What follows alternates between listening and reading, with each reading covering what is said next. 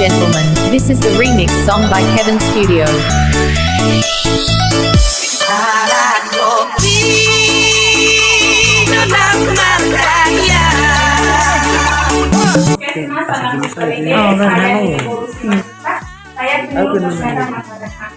Hari ini hadir bersama rekan saya Ibu Bidan Desa Bulan Saya, Ibu Sarita. Yang kami hormati Bapak Kepala Desa Sarita Surabaya, beserta jajarannya. Yang kami hormati Ketua TP PKK Desa Sarita yang Surabaya beserta jajarannya. Ibu dan Desa Sarita, Bapak TNI, Pak Daniel, terima kasih kehadirannya Pak sudah bergabung bersama dengan kami. Ibu kader kesehatan dan seluruh keluarga yang bisa kami sebutkan satu persatu. Hari ini kegiatan gerakan cegah stunting dilaksanakan di Desa Surabaya dan ini adalah desa yang ke-15 kami tahun 2023. Kenapa gerakan cegah stunting harus kita lakukan di tahun ini? Karena telah keluar bagaimana evaluasi kasus stunting di tahun 2022.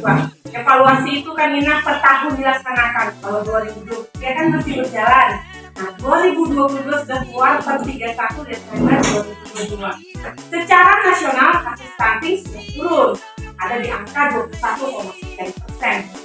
Itu sangat membahagiakan Bapak Presiden Pak Jokowi. Tingkat provinsi sama turun juga. Ketika masuk ke tahap tingkat kabupaten kota, Toba merupakan salah satu kabupaten yang ada di wilayah kerja Sumatera Utara tidak turun. Padahal nasional sudah turun, kabupaten Toba tidak turun. Masih ada di angka 24,8%. Dan itu cukup tinggi. Dan ini menjadi pertanyaan besar sama Inan. Mengapa daerah Kabupaten Toba kasus stuntingnya tidak turun? Masalah apa yang dihadapi di sana? Kalau dibilang pergerakan dari pemerintah setempat, kita sudah lihat. Ada sebuah setiap bulan mungkin ada minwalk kecamatan Bali hanya khusus membahas stunting. Sudah dianggarkan semua dari desa. Puskesmas juga sudah sering mengedukasi di posyandu, bahkan mungkin kunjungan rumah. Tapi masih belum bergemi. Kasus stunting masih belum melandai, masih tetap tinggi. Nah ini jadi masalah. Mungkin pemahaman masyarakat Kabupaten Toba, khususnya Kecamatan Bali, masih kurang tentang bahaya stunting. Nah di sini kami datang kembali mengingatkan kepada masyarakat, stunting itu berbahaya. Kecamatan Bali merupakan penyumbang terbesar di Kabupaten Toba untuk stunting.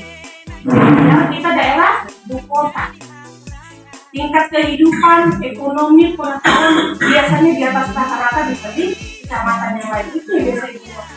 Tapi faktanya malah kita yang menyumbang kasus stunting tahun ini.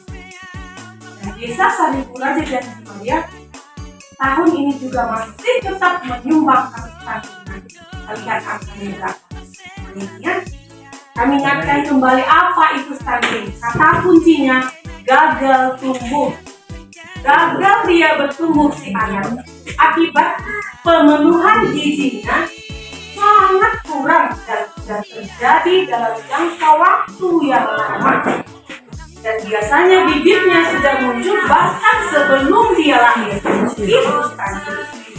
Gagal tumbuh terjadi pada bayi balita akibat anak itu sering sakit, sering terpapar infeksi secara berulang. Tiap bulan pasti sakit. Enggak demam lah, enggak batuk lah, enggak diare lah, yang enggak infeksi kulit, ada saja penyakit anak ini. Sehingga membuat dia masuk dalam kategori itu dia gagal tumbuh.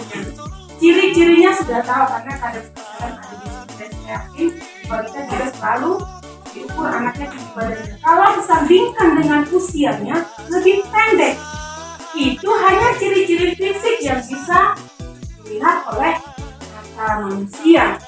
Nah, ada ciri-ciri yang tidak bisa dilihat untuk anak yang stunting namanya. Apa itu? Sekali otak anak yang stunting tidak dapat bertumbuh dan berkembang dengan baik. Nah, itu yang sangat berbahaya. Kalau sudah cerita organ otak, bercerita tentang tingkat kecerdasan anak.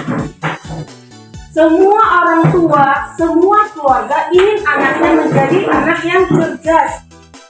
Tapi kalau kita abai dengan kasus stunting yang menimpa anak kita, bagaimana mimpi kita untuk punya anak cerdas bisa terwujud? Ketika dewasa anak ini yang menginang, dia sangat berisiko terkena penyakit jantung kardiovaskuler, DM, hipertensi. Meskipun nanti tidak ada riwayat orang tuanya kena DM atau hipertensi, tapi kalau dia nanti besar, dewasa, dia sangat berisiko terkena penyakit itu. Jadi dua bahaya besar yang sedang mengintai anak-anak yang stunting. Dan ini anak ini harus kita selamatkan. Kasihan mereka 30 tahun ke depan. Ya, luar biasa tahun 30 tahun ke depan persaingan sangat ketat. Penyebabnya biasanya diawali dari ibu anak tadi ketika sang ibu masih dalam status remaja. Ya, biasanya seperti itu. Menurut hasil penelitian ini diawali dari ibunya. Ketika ibunya masuk dalam status remaja. Biasanya remaja itu tidak terlalu paham atau apa itu anemia. Dia pikir lemas-lemas, mungkin karena biasa, namanya anak remaja enggak. Kalau mungkin tahun 10 tahun yang lalu, kita tidak pernah dengar remaja wajib minum tablet tambah darah 1 tablet setiap minggu. Pernah nggak dengar, Bu? Enggak ya. Nah, kalau sekarang wajib kita belajar pengalaman tahun ini. Jadi pengalaman tahun ini menjadi guru paling berharga buat bangsa Indonesia. Setelah diteliti ternyata kelompok remaja merupakan penyumbang terbesar anak-anak yang stunting yang saat ini sudah lahir. Jadi kalau ada anaknya Amang Ina remaja putri mulai 10 sampai 19 tahun harus minum tablet tambah darah 1 tablet setiap minggu. Puskesmas Sanangguit sudah menyalurkan tablet tambah darah ini Amang Ina ke semua sekolah yang ada di wilayah kerja kami. Mulai SMP sampai SMK sederajat kami sudah salur ke sekolah. Dan kami titipkan itu pada gurunya. Nah, gurunya lah yang memberikan tiap minggu. Jadi tugas kita menginang, kita mengingatkan di rumah. Kak, guru, minggu ini kau sudah minum tablet tambah darah enggak? Harus ditanya. Bisa jadi dia tidak minum. Ternyata ketika kami turun ke sekolah menginang, kami tanya, ada yang masih belum mau minum tablet tambah darah? Ada saja yang angkat tangan. Yang pertama rasanya dia bilang nggak enak, makanya dia nggak mau minum. Yang kedua rasanya dia lupa. Kenapa? Waktu diberi ibu guru dia nggak bawa air minum. Dia malu minta sama teman air minumnya. Akhirnya dia simpan di kantong. Niatnya tadi diminum di rumah, nyampe di rumah baju dicuci. Hancurlah tablet tambah darah. Dia mau minta sama ibu guru, dia takut. Lewat 1 minggu, begitulah sering terjadi. Nah, tugas kita mengingatkan. Kalau misalnya ada kejadian yang kedua tadi yang dia lupa minum tablet tambah darah karena rusak, boleh diminta ke pustu atau bidan desa. Boleh. Ya. Bu Bindes, harusnya si putri kami minggu ini minum tablet tambah darah. Tapi lupa dia minum, rusak tablet tambah darah di kantonginya. Bisa saya minta? Boleh. Silakan. Harapan kami, Ibu, semua desa sudah harus terbentuk posyandu remajanya. Bagaimana dengan Seribu Raja Janji Marga? Sudahkah terbentuk posyandu remaja? Sudah. Nah, disitulah diaktifkan. Jadi kalau dia tidak dapat di sekolah, kami salurkan nanti tablet tambah darah ke posyandu remaja. Nah, saat berkumpul di situ nanti ketua kadernya membagikan tablet FE yang mungkin tidak sempat didapatnya di sekolah, atau mungkin dia masih masuk dalam kategori remaja tapi sudah tidak sekolah lagi, dia bisa dapat di posyandu remaja. Harus ini, itu harga mati. Karena tablet tambah darah buat remaja akan menjadi investasi buat dirinya kelak ketika dia menjadi seorang ibu hamil. Ibu hamil harus periksa kehamilan selama hamil minimal 6 kali ya, namanya minimal 6 kali. Dari 6 kali, 2 kali harus USG ke dokter. Tandang murid itu sudah diberikan bantuan 1 set alat USG beserta dokter yang sudah terlatih untuk melakukan tindakan USG. Datanglah ke puskesmas tandang murid ya. Silakan datang. Hanya cukup bawa fotokopi KK atau KTP. Kita lihat kebersihan lingkungan rumah masing-masing. Apa sih hubungan kebersihan lingkungan dengan kasus stunting? Pengertiannya tadi, jika anak sering sakit, dia beresiko terkena stunting. Rumah yang tidak bersih, lingkungan sekitarnya tidak bersih, akan membuat anak itu sering sakit. Anak ibu sudah ibu kasih ikan, telur, sayur, buah, nasi, tapi anak sering sakit. Bu, gizi yang saya sebutkan tadi tidak berfungsi ke pertumbuhan tubuh anak itu. Lalu kemana makanannya, Bu Juta? Makanan tadi hanya berfungsi untuk pemulihan tubuh anak, sehingga fungsi pertumbuhannya terabaikan. Makanya jangan heran kalau ibu merasa, lu anak aku kasih susu loh, aku kasih ikan, terima tiap bulan sakit, kenapa batuk aja kerjanya? Bapaknya merokok terus di rumah, tak peduli sama si cocok, ya? Makanan tadi tidak berfungsi untuk pertumbuhannya. Kenapa? Untuk pemulihannya saja. Itu yang membuat anak-anak stunting besar ada di Bali. Karena faktanya kebersihan lingkungan daerah Bali masih sangat kurang. Ya, meskipun sudah sering dibuat dari Pemkab Toba, yuk Kamis bersih, PKK yuk gotong royong. Oke, lingkungan yang dibersihkan harusnya awali dari diri sendiri. Itu kan, yes, pamatangnya. Opung kita yang dulu luar biasa pintar. Saya bangga jadi Batak. Ya, opung kita dulu nggak ada S3. Tapi dia sudah buat filosofi untuk hidup bersih. Kalau sekarang namanya PHBS, kalau dulu kodanya 5. Dia sudah tahu, ingatkan kalau kau ingin sehat dan sejahtera keluargamu, awali dari dirimu. Payes, pamatang kan? Bersihkan lingkungan rumahmu, luar biasa kode itu. Ayo bersihkan lingkungan. Posyandu harus aktif. Dikatakan aktif itu, Ibu Kader, Ibu Ketua PPKK, itu harus buka setiap bulan. Tekwa dan Tulip saya tahu buka setiap bulan. Ada kadernya, ada. Apakah itu tidak? Harus ada alat dukung memantau tumbuh kembang si bayi balita tadi. Harus ada alat pengukur panjang badan yang sesuai standar. Karena angka-angkanya mau kita lihat. Harus ada alat ukur panjang badan yang berdiri, ukur tinggi badannya, lingkar kepalanya, lingkar lengan atasnya, itu harus ada di semua posyandu. Sehingga akan bekerja dengan baik kadernya. Nah, apa hanya itu tidak? Ibu kader ini PR buat kita.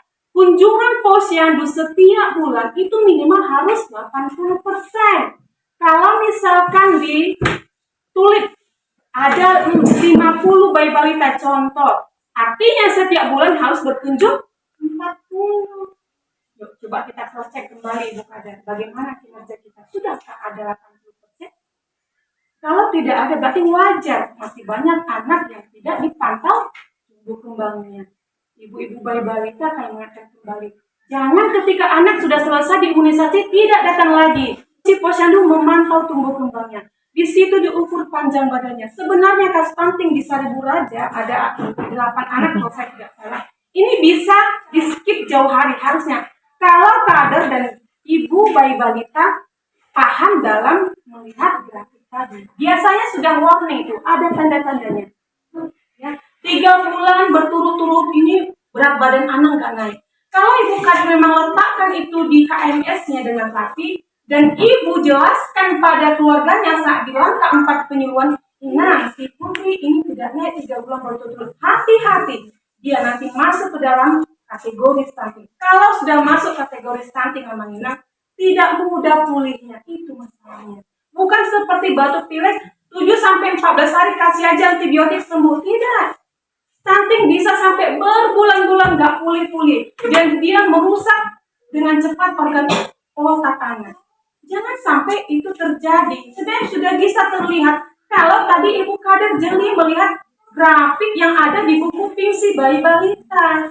Tapi kalau misalnya hanya diletakkan di KMS awal, langsung dilipat kasih pulang sama orang tua juga enggak dia ngerasa anaknya baik-baik saja, itu yang terjadi. Ibu Kadernya mohon evaluasi kinerja kita. Ya, kalau kinerja kita bagus, kita sudah berkontribusi untuk negara ini. Ya, dengan memantau tumbuh kembang mereka, harapannya Indonesia ini bebas stunting. Jadi anak-anak Indonesia itu anak-anak yang cerdas. A, B, C, D, E. Ini strategi yang dibuat pemerintah bagaimana agar masyarakat itu mudah menerapkan cara-cara yang bisa mencegah generasi berikutnya terkena stunting. Yang A, saya sudah jelaskan tadi. Aktiflah minum tablet tambah darah. Bukan hanya ibu hamil, ya.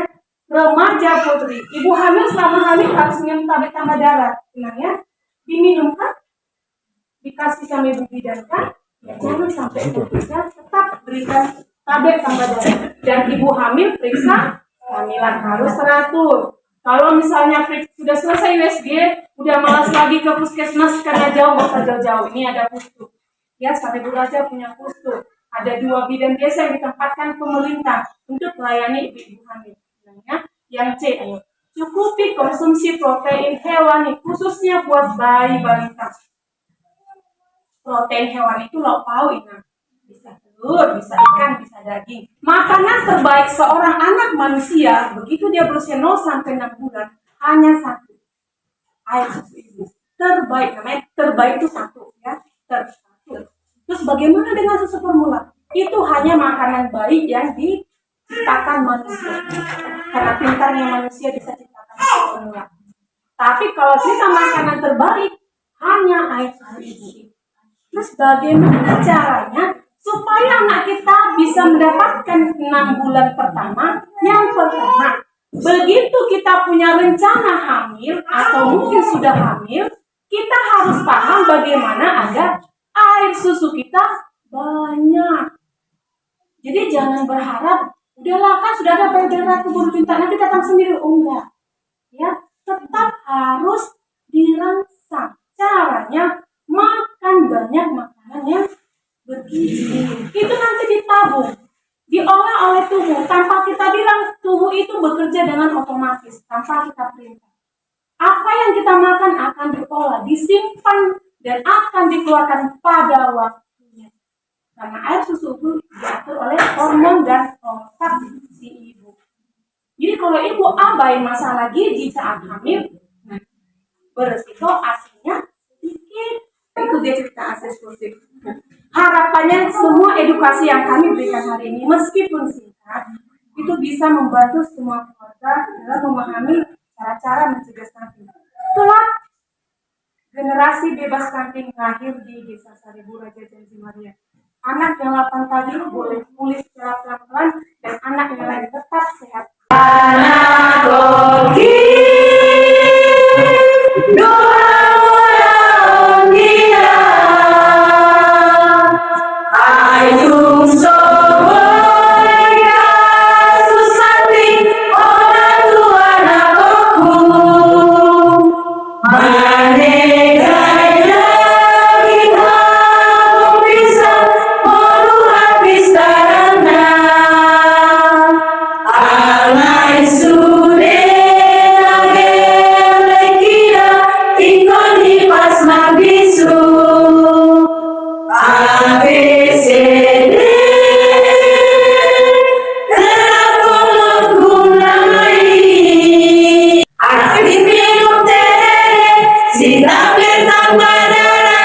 bagi remaja putri dan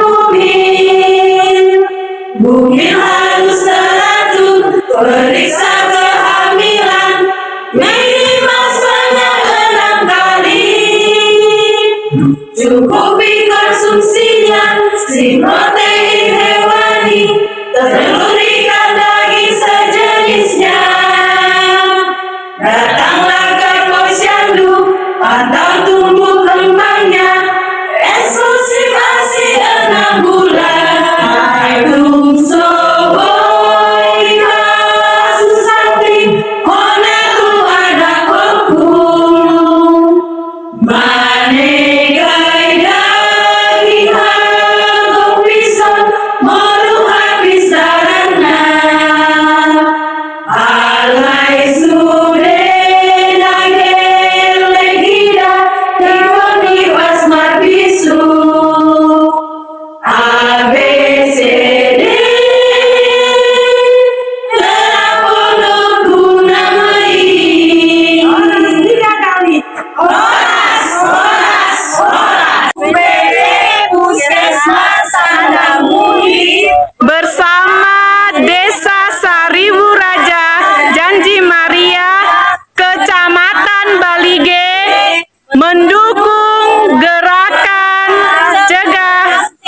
Musik.